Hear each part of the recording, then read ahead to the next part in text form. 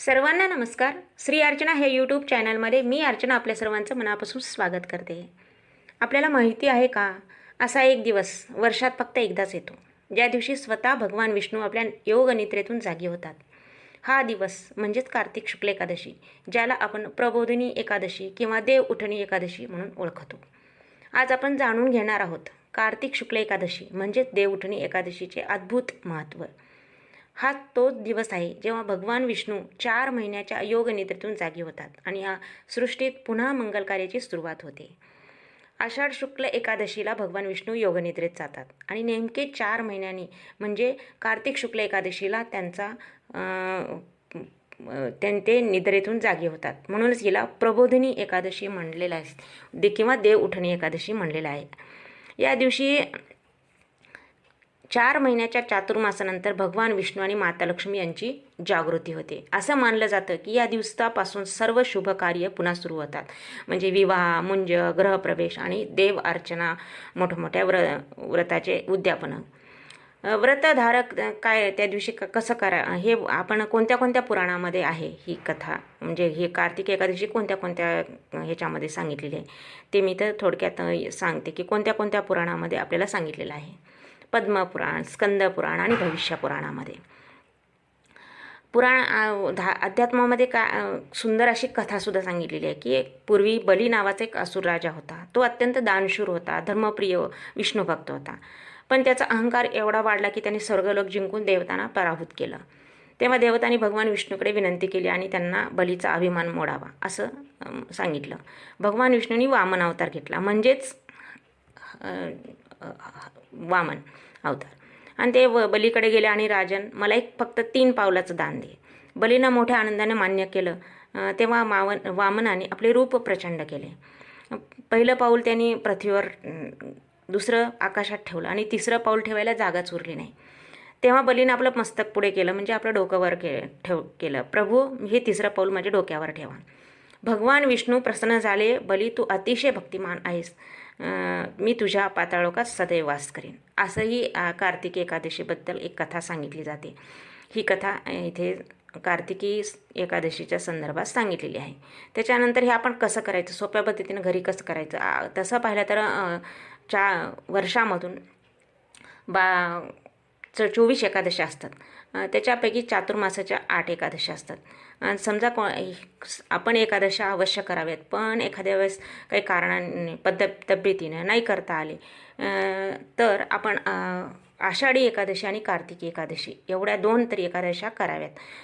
आपल्या कसं करावेत, आपण उठून स्नान करावं. शक्य असल्यास स्नान करताना आपण गंगाजल किंवा तुळशीचं पान त्याच्यामध्ये टाकावं. मी आधीच म्हणलेलं आहे की आपण शहरात राहतो, त्याच्यामुळे आपल्याला बाहेर गंगा स्नान वगैरे करता येणार नाही किंवा समुद्र स्नान करता येणार नाही. त्याच्यामुळं आपण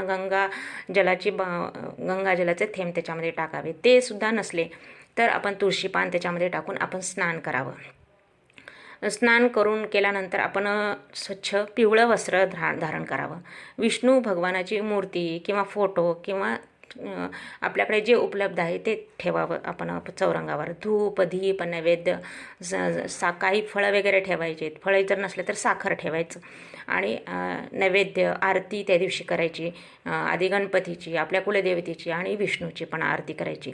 त्याच्यानंतर ओम नमो भगवते वासुदेवाय हा मंत्र जप करायचा. आपण त्या दिवशी भगवान विष्णूसोबत तुळशीची सुद्धा आरती करायची, म्हणजे तुळशी अर्चना पण करायची आणि आरती पण मग त्या दिवशी करायची. तुळशी पान, पिवळं फूल, पंचामृत, तुलसीदर हे सगळं विष्णूला अर्पण करायचं. त्या दिवशी आपण विष्णू सहस्रनाम, विष्णू स्तोत्र, विष्णू चालीसा पण म्हणायचं. दिवसभर आपण ओम नमो नारायणाय किंवा ओम नमो भगवते वासुदेव हा जपसुद्धा करायचा. शक्य असल्यास आपल्याला वेळ असली तर मंदिरात जाऊन हरिनाम कीर्तन वगैरे सुद्धा सहभागी व्हायचं. दिवसभर उपवास ठेवायचा, फलाहार घ्यायचं, दूध पाणी आपण घेऊ शकता. पण तब्येतीमुळं आपल्याला होत नसले तर भगर उसळ खाऊ शकता. आणि रात्री आपण जागरण करायचं, भजन करायचं, त्यामुळे अधिक पुण्याचा लाभ होतो. अशा पद्धतीने सोप्या पद्धतीने मी सांगितलेलं आहे की कशी करायची एकादशी. आणि त्याच्यानंतर आपण हे फायदे बघूया त्याचे.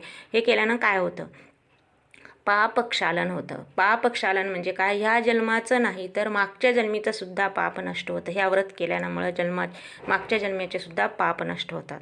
आत्मा शुद्ध होतो. पापक्षालन म्हणजे ह्या जन्माचे नाही तर मागच्या जन्मीचे सुद्धा पाप नष्ट होतात. त्याच्यानंतर हे काय होतं की मृत्यूनंतर आपल्याला मोक्ष मिळतो असं सुद्धा अध्यात्मात सांगितलेलं आहे. हे एकादशी केल्यामुळं भगवान विष्णू आणि सगळ्यात महत्त्वाचं म्हणजे भगवान विष्णू आणि माता लक्ष्मी दोघांची कृपा आपल्याला लाभते. त्याच्यामुळं काय होतं, घरामध्ये धन, आरोग्य, शांती नांदते. आणि या दिवसापासून शुभ कार्य सुद्धा होतात, मुंज, गृहप्रवेश, विवाह. त्याच्यामुळे अत्यंत मंगल मानलेलं आहे. मन शांती लाभते. सगळ्यात महत्त्वाचं म्हणजे काय, उपवास आणि जपामुळे कसं आपलं मन स्थिर होतं, विचार शुद्ध होतात आणि शरीर हलकं होतं. त्याच्यामुळे आरोग्य आणि मनशांती होते. आरोग्य चांगलं लाभतं आणि मनशांती होते. हरिनामाचा जप आणि भजन केल्यामुळे भक्तिभाव वाढतो, आत्मिक शक्ती होते, म्हणजे विल पॉवर वाढते, आध्यात्मिक प्रगती होते आपली. आणि या दिवशी तुळशी विवाहसुद्धा सुरू होतो. त्या दिवशी अशा कार्तिकी एकादशी ते कार्तिकी पौर्णिमेपर्यंत तुळशी विवाह केला जातो. एकादशीच्या दिवशीसुद्धा तुळशी विवाह केला जातो. ह्या तुळशी विवाह या दिवशी केल्यास अक्षय पुण्य मिळतं आणि घरात सुख समृद्धी येते असंही अध्यात्मामध्ये सांगितलेलं आहे. तुम्हाला ही माहिती आवडली असेल, व्हिडिओला लाईक करा, शेअर करा, चॅनलला सबस्क्राईब करा. अशाच आणखी धार्मिक आणि सांस्कृतिक माहितीसाठी आषाढी एकादशी आणि कार्तिकी एकादशी एवढ्या 2 एकादशात्री अवश्य कराव्यात. भगवान विष्णूची कृपा हे व्रत केल्यामुळे भगवान विष्णूची कृपा आपल्याला लाभते. असं म्हणतात की एकादशीचं व्रत म्हणजे मोक्षाचं दार उघडणारी एक चावी आहे. एवढं महत्त्व आहे कार्तिकी एकादशीचं. आणि कार्तिकी एकादशीबद्दल असून पद्मपुराणातसुद्धा सांगितलेलं आहे. आणि योग निद्रेतून हे विष्णू जागी होतात म्हणून ह्याला देव उठणीसुद्धा एकादशी असं म्हणलेलं आहे. अशी कार्तिक शुक्ल एकादशी प्रबोधिनी नाम द्यावी, विष्णू जागे भक्त कार्य, मंगलमय शुभ फल द्यावी असं सुद्धा विशेष एक सुद्धा म्हणलेली जाते आहे. कार्तिकी एकादशीचं व्रत म्हणजे मोक्ष, समृद्धी आणि शांती या तिन्हीचा संगम.